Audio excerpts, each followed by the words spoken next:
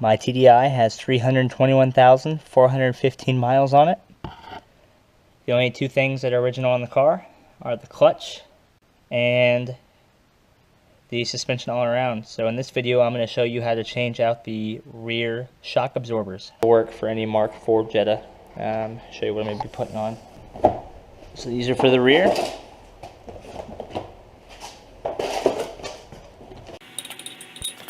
Alright, here we're going to be loosening the lug nuts. You got to use all the leverage that you can. Do it in a crisscross pattern. These are all 17 millimeter.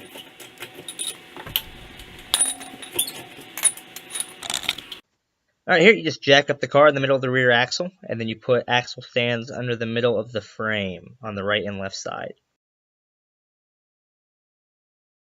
Now you're going to take off the lug nuts that you had previously loosened.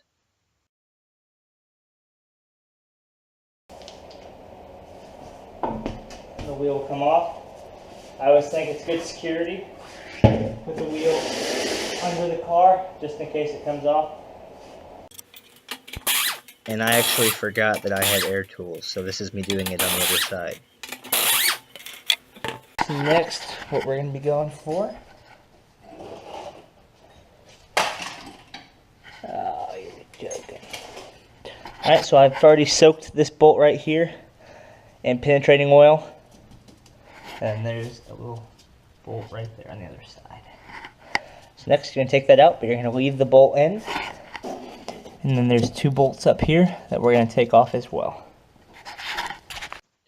Alright, now you're going to start cranking off that bolt. I was having a lot of difficulty, so I used the torch, I used extra penetrating oil, I used a bunch of different positions with the tools. Nothing was working. Just got to stay patient and keep working at it. Eventually I ended up just using a long ratchet on one side and a different ratchet on the other and just cranked it, and there you go. Starts working. A little bit more heat. It'll go, I promise. Just be patient.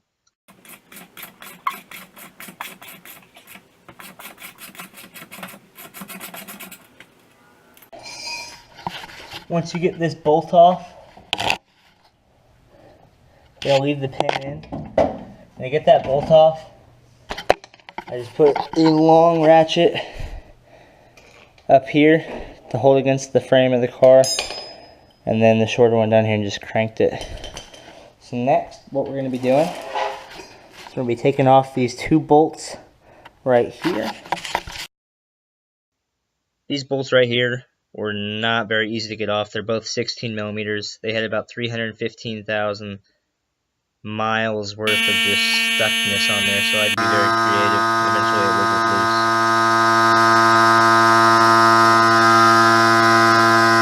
Once you get all three of those bolts off, it just lifts right out of place. Next, you take an impact gun and put it on this one net here. Give it a few short bursts. Here I had to use a little bit of heat, but eventually it came loose with the impact. Alright, so these struts go together a very specific way. So there's three separate pieces that you're going to have, and I'll show you how those go together.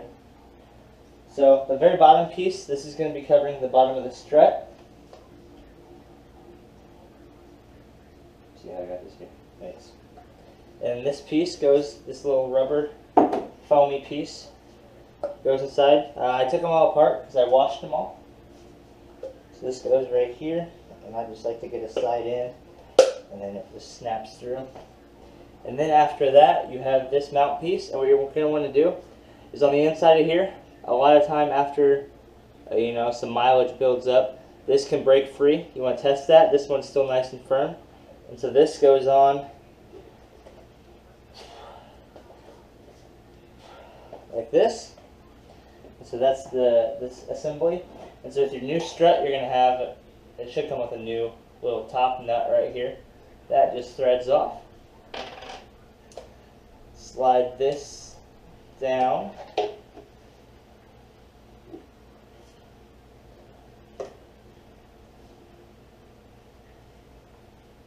Alright. You're going to get some crap that comes up. That's the old one.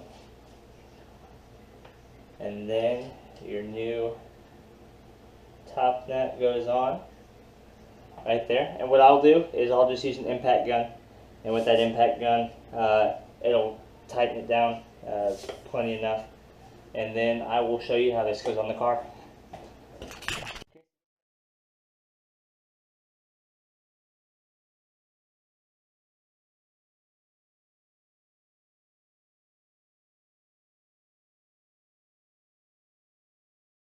One of the sides got really stuck and would not come off, so I cut it in half, as you see here, with just a little hacksaw, and then ended up using a pipe wrench to go ahead and secure that. So with the pipe wrench, I was able to hold it down and steady enough because the vice grips kept spinning, so the pipe wrench gave me that extra grip I needed, and I was able to pull the bolt out and basically had no problems.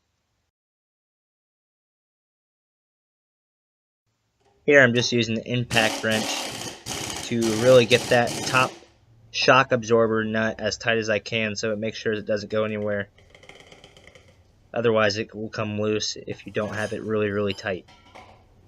Now to complete the reassembly, all you do is just put this dust cap back on and you're set. Next up, we have these bolts right here.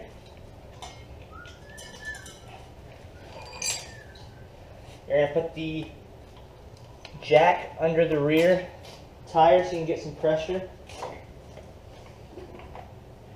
And then this is just going to sit up just about like that.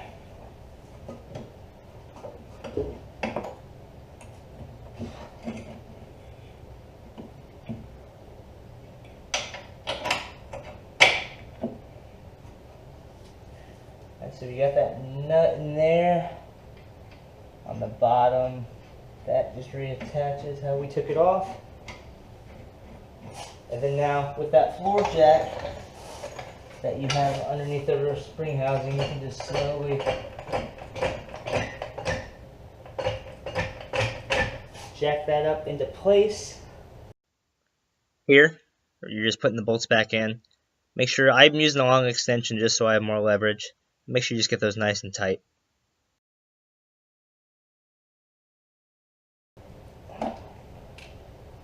Make sure those are nice and tight.